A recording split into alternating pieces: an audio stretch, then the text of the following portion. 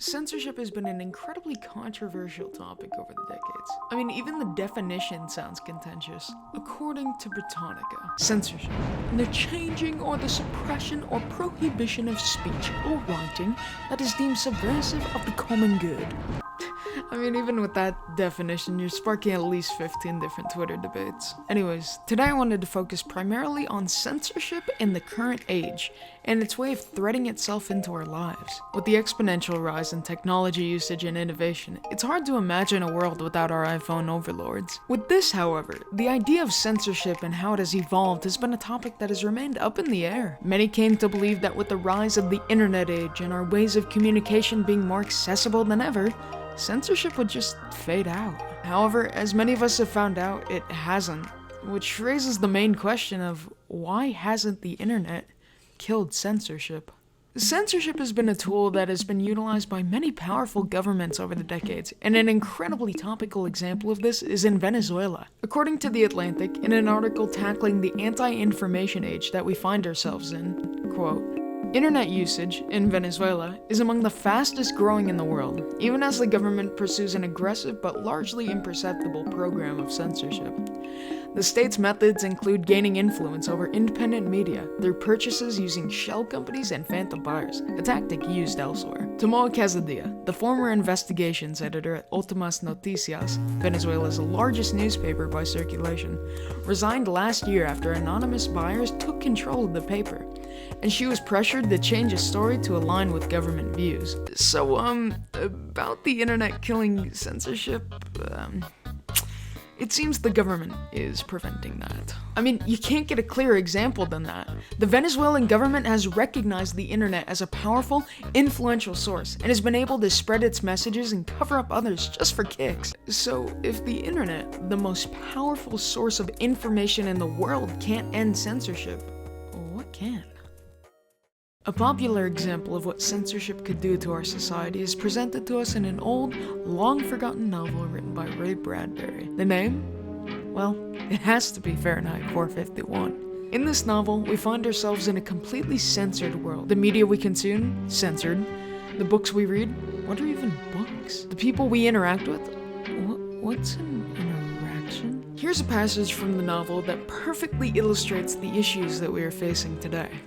Colored people don't like Little Black Sambo. Burn it. White people don't feel good about Uncle Tom's Cabin. Burn it. Someone's written a book on tobacco and cancer of the lungs. The cigarette people are weeping. Burn the book. Within just a few sentences, we can see the extremes of Bradbury's world of one-mindedness. The society has been driven by the idea of a one-minded world, where there's no conflict and there are only surface-level agreements. Now, what about our current society in the real world? Well, it's not a matter of what is similar, but rather what isn't dissimilar. This sort of censorship has already run its course in our education system. To paraphrase from The Atlantic, many books such as Harry Potter and even the Bible are being outlawed in schools across the nation. It is believed that teaching students something like the dark arts of Harry Potter or even Christian beliefs in the Bible is wrong, and that they must be rid of. So, to go back to what I initially raised, how do we stop this? Well, it's simple. Speak your mind. In Fahrenheit 451, people didn't get a say. Faber never went on Twitter and wrote a paragraph on how books are good. No, they did what they were told. For us, it's the exact opposite. We've created so many opportunities for us to share our opinions that it's hard not to be heard by at least one person. If any events in Fahrenheit 451 were to come to fruition, we must speak out and voice why it is wrong. Now, let's get a little more in depth, and specifically I want to tackle censorship in America, as it's been an issue for a while now. For this topic, there's one question that has really been bugging me recently. That is it necessary to ban books in America? There have been so many cases of banned books in the past that it is hard not to question the whole point of it. Books like Twilight have been banned due to their religious views? Hold on, I'm not that familiar with the series, but what is the issue? The vampiric religion? Anyways, now that we have an idea of the situations faced in the real world, let's head back to our dear old friend, Ray Bradbury. There is one quote in Fahrenheit 451 that really made me consider how close we really are to this dystopian world. Here it is.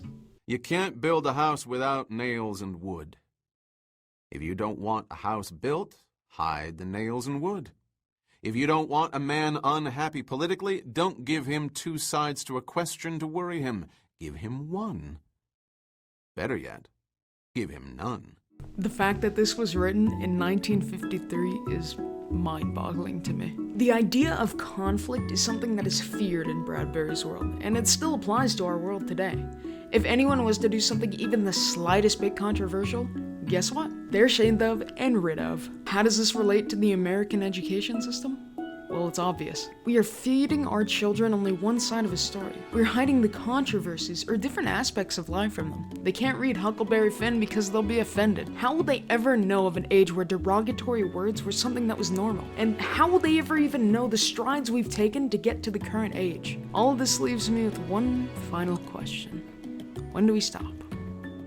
Well, I suppose time will tell. And we'll have to see if the future that Bradbury predicted really comes to be. Thank you for watching. I know this wasn't really a podcast, but I wanted to have fun with it. But yeah, that's it.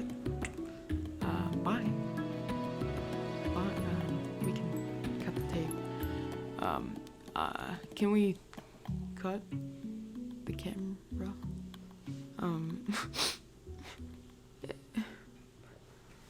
Do this. Darn!